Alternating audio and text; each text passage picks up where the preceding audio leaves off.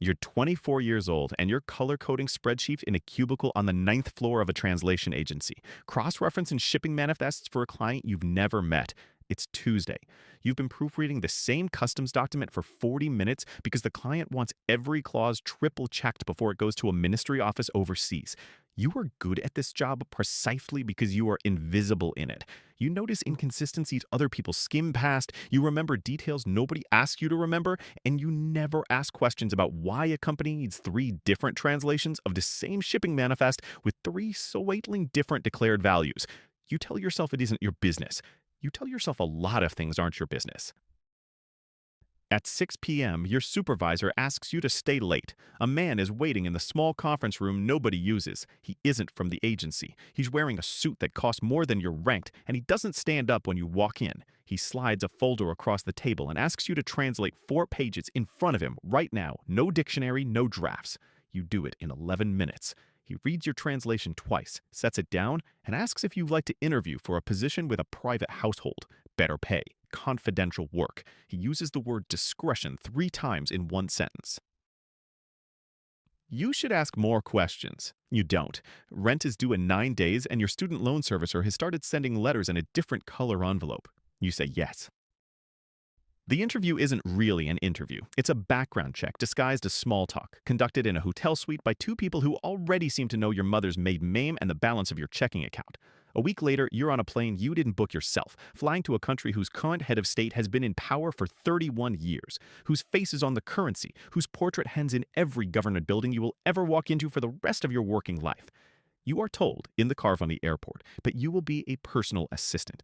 You are not told yet that personal assistant is a title with no real ceiling on no real floor, that the man you'll be working for delegates almost nothing to people he trusts and almost everything to people he doesn't have to. Your first month, you do exactly what the title suggests. You manage a calendar, you draft correspondence, you sit outside rooms you're not allowed into and hand documents through the door when someone calls your name. You learn the building's real hierarchy fast because the building's real hierarchy has nothing to do with the org chart you were shown on day 1. The org chart says there's a chief of staff, a head of security, a director of state media, a finance minister.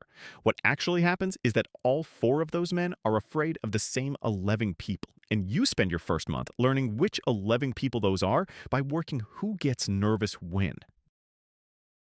The night everything changes, you're not even supposed to be in the building. You're covering for another assistant who called in sick, sorting a stack of dispatches that need translating before morning, when the chief of staff walks in white-faced and tells you the president wants to see the newest translator, not a senior one, you. It's past midnight. You've been employed for 30 more days. He's smaller in person than his portrait suggests, and he doesn't look up from his desk when you enter. He asks you to read him a communiqué from a foreign intelligence liaison, a document his own translator, the man you've been covering for, mistranslated 2 days earlier in a way that nearly triggered a diplomatic incident. You read it correctly. You explain when he asks exactly where the error was and why it changed the meaning of a sentence that referenced troop movements near a contested border. He listens with that expression. Then he asks you a second question, one that has nothing to do with translation.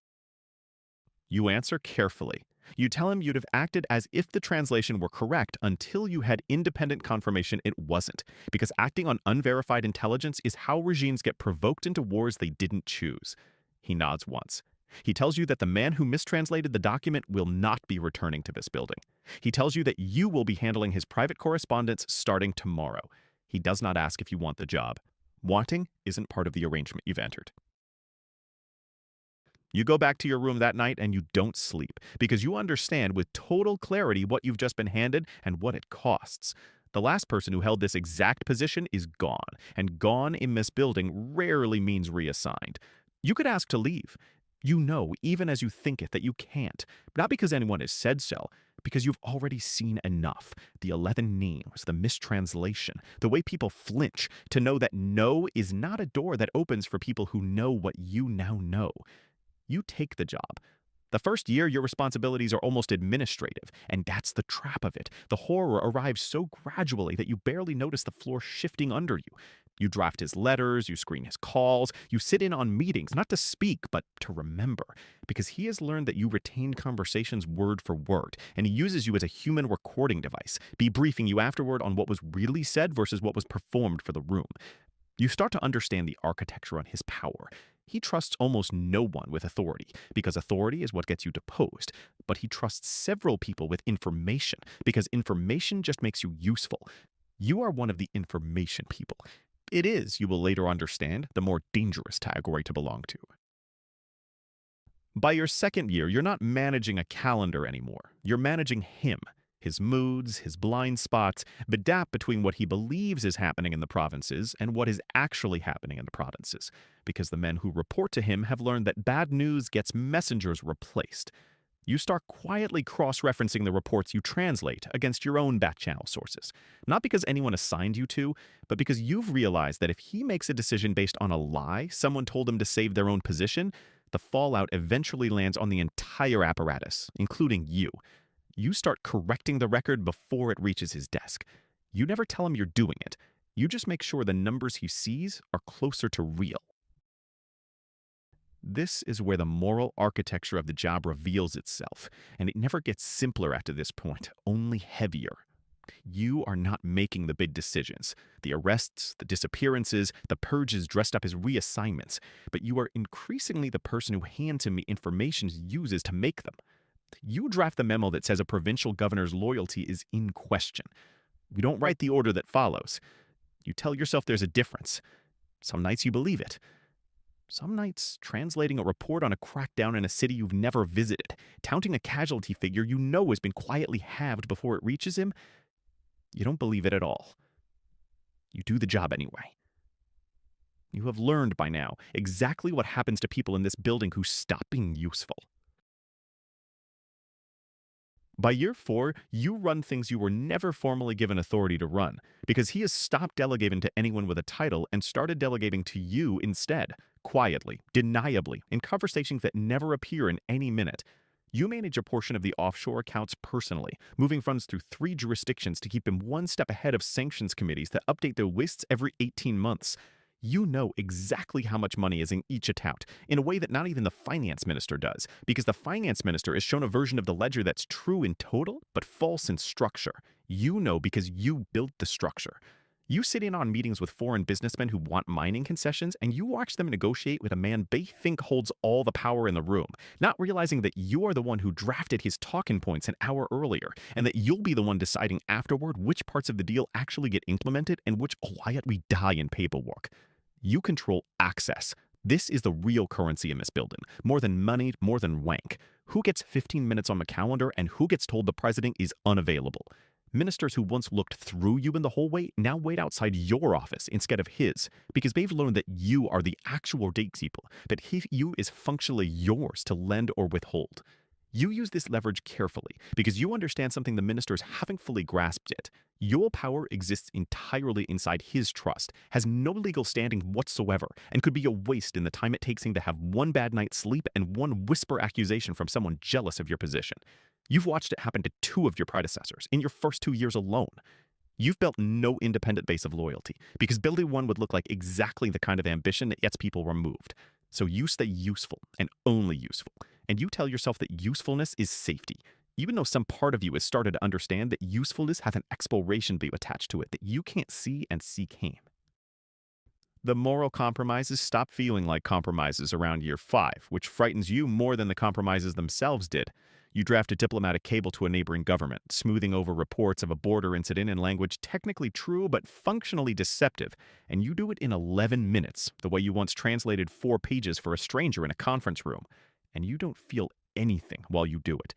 You notice the absence of feeling and file it away as a problem to examine later, and later never comes, because there's always another cable, another figure to quietly adjust, another minister whose loyalty needs assessing before the president asks you directly whether the man to be trusted. And you answer that question knowing exactly what answering it might set into motion. You've stopped pretending, to yourself at least, but you're merely a translator. You are an instrument of the regime now. One of maybe a dozen people whose daily choices keep an aging, increasingly paranoid man in power over 11 million people who never voted for him and can't remove him. You didn't choose the scope of consequence. You arrived at it one small, defensible decision at a time. And now, there's no version of your resume, real or invented, that could explain your way out of what you've become complicit in. There is one relationship in the building that keeps you tethered to something resembling a conscience. A woman in the finance ministry, one of the few people who has been here longer than you and somehow hasn't been consumed by it, who meets you for coffee twice a month and says almost nothing directly, but asks the kind of questions that make you think. She once asked you what you'd do if you were ordered to draft something you couldn't live with drafting. You told her you didn't know. She told you that not knowing was the most honest answer anyone in this building had given her in 6 years. You think about that conversation more than you'd like to admit. Usually late at night, usually after a day where the number on a casualty report didn't match the number you were asked to write down. By year 7, you understand the whole shape of the machine, not just your corner of it. The security chief who's quietly building his own file on the president in case he ever needs leverage to survive a succession crisis. The state media director who inflates every crowd size and every approval number because reporting the truth once got a predecessor sent to a labor camp near the northern border.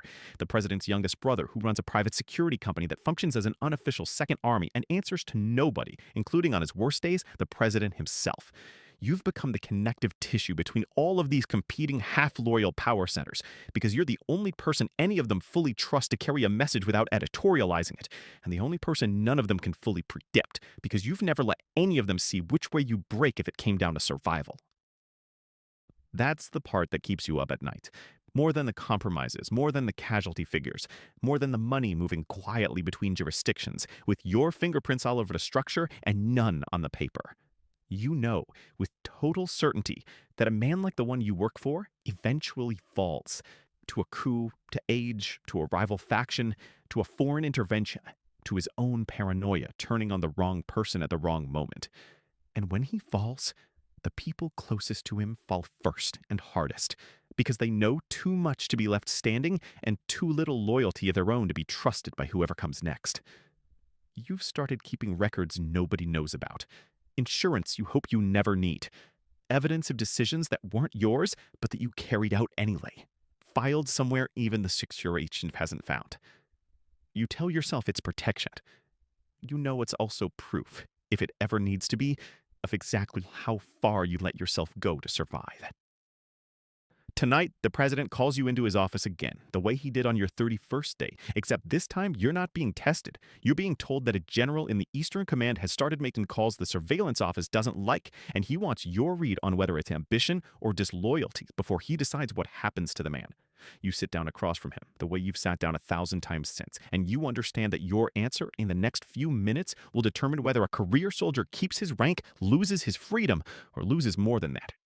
You've done this enough times now that the moment barely registers as unusual. That, more than anything you've done in 7 years in this building, is the thing that should frighten you most. You open the file. You start reading.